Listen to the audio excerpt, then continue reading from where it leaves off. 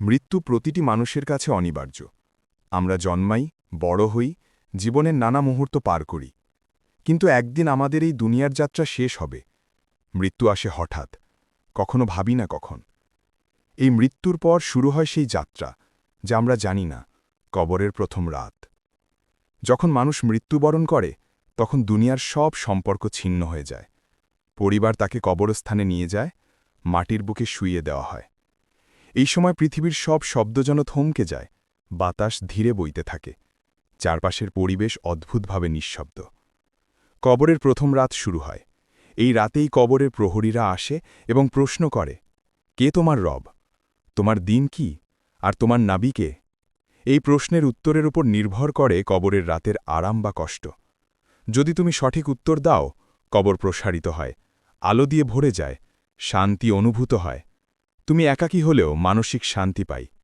কিন্তু যদি তুমি ব্যর্থ হও, কবর আকশাট হয়ে যায়, অন্ধকারে ঢেকে যায়, শ্বাসকষ্ট, আতঙ্ক এবং ব্যথা অনুভূত হয়। কল্পনা করো, একজন মানুষ কবরের ভিতরে একা শুয়ে আছে, চারপাশে অন্ধকার, বাতাসের হালকা শব্দ। সে প্রহরীদের প্রশ্নের উত্তর দেয় এবং তার কবরের দেয়াল প্রসারিত হয়। শান্তির নূর চারপাশে ছড়িয়ে পড়ে। অন্যদিকে একজন অপরপ্রস্তুত ব্যক্তি ভয়ে ভীত হয়ে প্রশ্নের উত্তর দেয় না।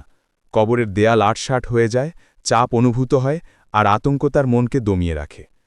এই প্রথম রাত আমাদের জীবনযাত্রার শিক্ষা দেয়। মানুষ কেন প্রস্তুতি নিতে হবে, কিভাবে নামাজ, তওবা এবং সৎকাজ কবরের রাতকে সহজ করে। যদি আমরা দুনিয়ায় আল্লাহর পথে চলি, সদাচরণ করি, মানুষের সাহায্য করি, তাহলে কবরের রাত শান্তি দান করে। আর যদি আমরা অবহেলা করি, দুনিয়ার সুখসুখেই ব্যস্ত থাকি, তবে কবরের রাত কঠিন হয়ে যায়।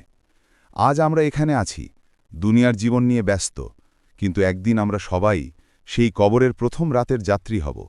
তাই আমাদের এখনই প্রস্তুতি নিতে হবে, নামাজ কায়েম করতে হবে, আল্লাহর স্মরণ করতে হবে এবং তওবা করতে হবে।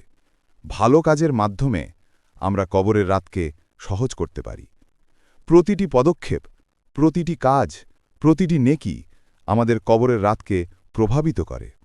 সৎ জীবনযাপন, দানের মাধ্যমে অন্যকে সাহায্য, সত্যবাদিতা এবং আল্লাহর নির্দেশ মেনে চলা, এসব আমাদের কবরের রাতকে শান্তিময় করে তোলে।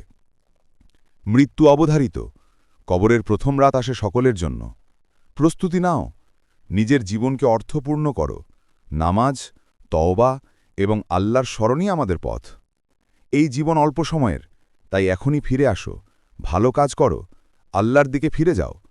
কারণ একদিন সেই রাত আসবেই, আর আমরা কেবল আমাদের প্রস্তুতি নিয়েই শান্তি অনুভব করতে পারব।